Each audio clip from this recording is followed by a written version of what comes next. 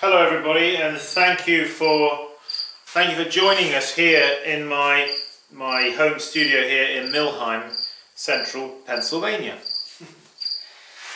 Well, what I'm doing is I've got to get some pots actually ready to put into my own kiln, but also I have opportunity to put some pots into a salt kiln about half an hour's drive from here.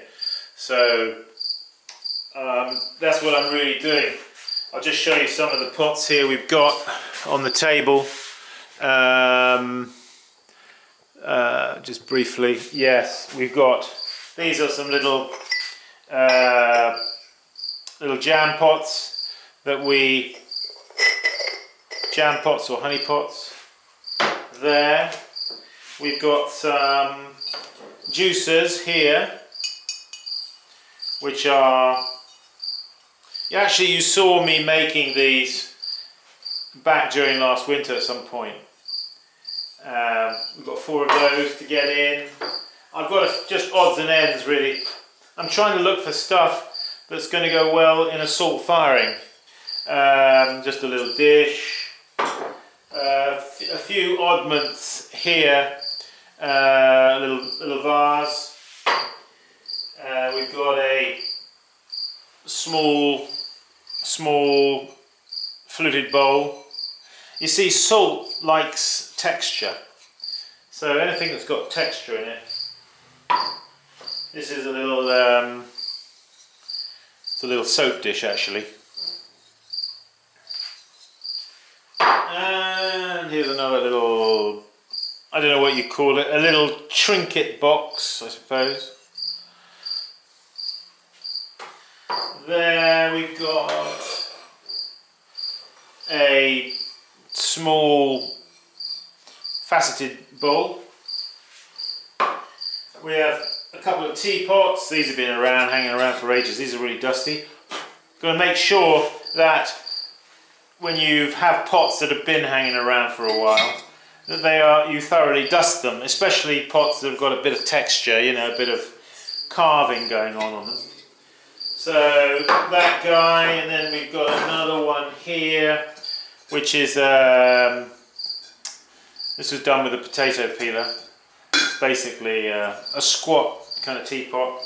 We have an olive oil bottle here, a bit hard. You can hear that sounds a bit hard. Some vitrification already taking place there. Another little olive oil jar. This is the one you saw me make in the winter. That one is now ready. A pitcher, and another row here of jam pots. So that's what we're about. We'll try not to make this too long-winded. I'm just going down the line here. I'm just dusting these out.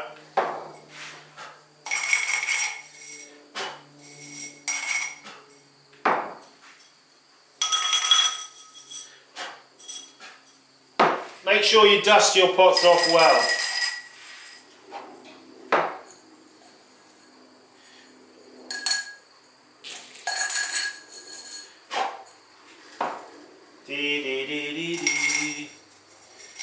To dust your pots, you can use a small brush like this one. Depends what the size of your pot is, I suppose.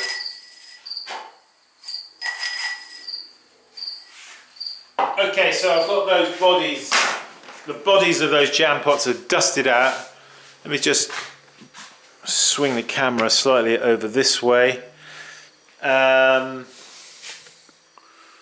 So I've got my glaze, which is I'm going to put a white glaze on the inside. It's the same as my Celadon glaze, but it doesn't have any iron oxide in it, so it just comes up a sort of fairly nice creamy white colour. So I'm going to just put that on the inside. Of course, these are going to be fired with the lids as it's a salt kiln, the lids will be fired probably separately. So I'm just going to put a liner glaze just up to underneath the gallery there, or the ledge. Over here, this is my glaze.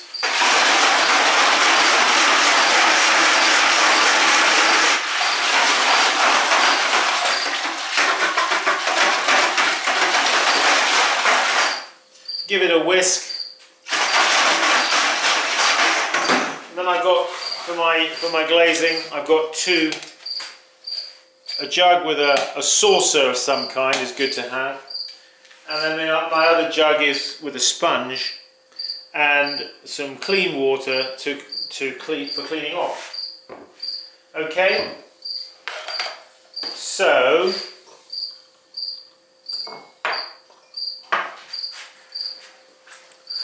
it's got quite a wide angle on it, this old camera. So first thing is we'll get some glaze here ready. Now I haven't waxed these, you see. You can wax, that's another way of doing it, is wax this first. But I'm going to, lazy man that I am, I'm going to try to avoid doing that. So basically what I do is tip the glaze, you see, to the edge there, and then rotate the jam pot around like I'm doing till it meets up like that, and then I pour out, you see.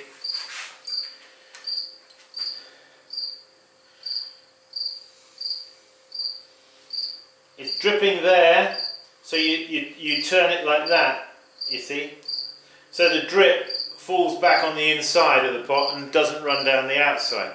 Now this is where, you see, I'm going to need the sponge to clean off this edge here. Alright? It's important to clean off well. In this case it isn't really going to matter because the lids are going to be fired not in situ on the pot. So pour in about a third and then turning it. You need a little bit of a steady hand for this, but it's something you can learn to do. And pour out.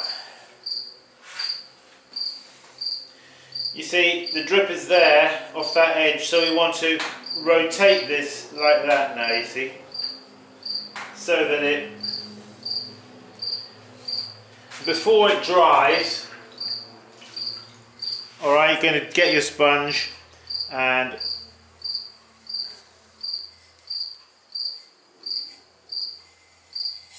thoroughly clean that away.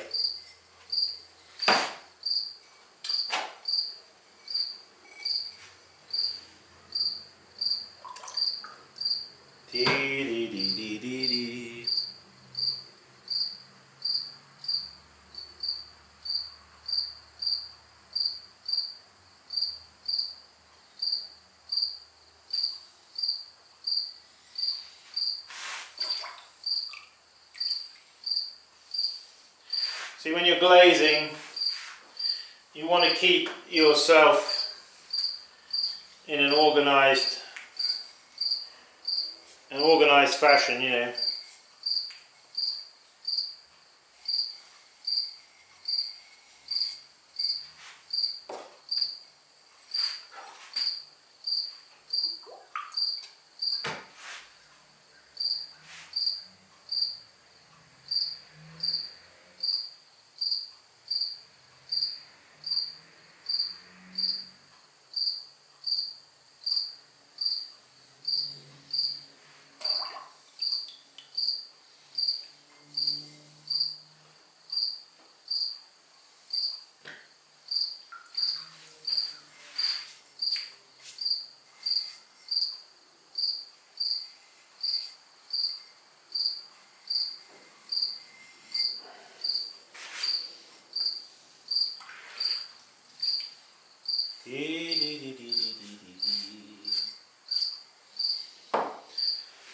And there it is, folks. We'll do one more.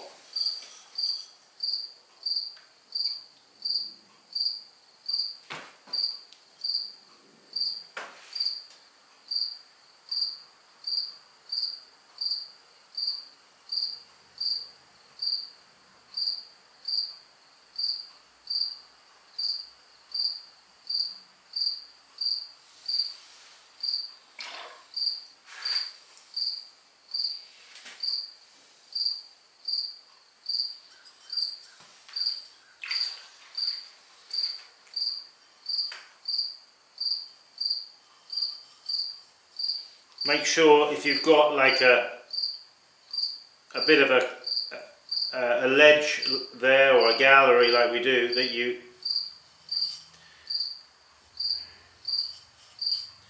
get the glaze thoroughly away from there. And you also need to make sure that the glaze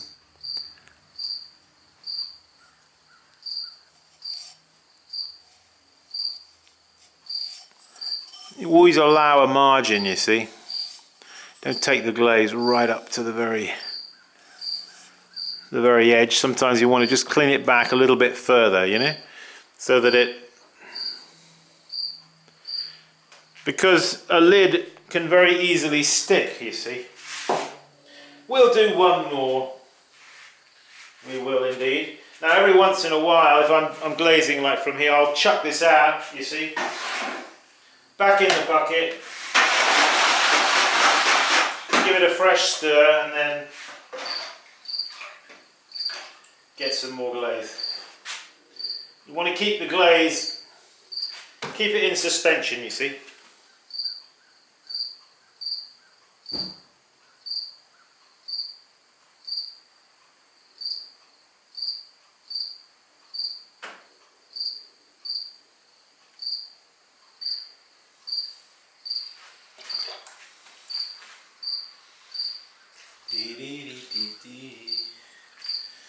Well, it's there like the end of the afternoon here. In fact, it is just gone 5:30.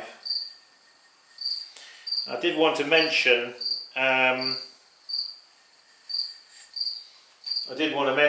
a completely different subject, but I did want to mention one thing, and that was, I have got, people always asking me for these tools, and I've now got a selection of a limited supply of these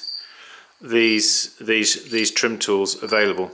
So go to my website, you'll find they're there. I like these. If you like them, you'll find there's some there, but hurry, they won't last. Okay. Okay, just thought I'd mention that. And yeah, my website, leachpottery.com.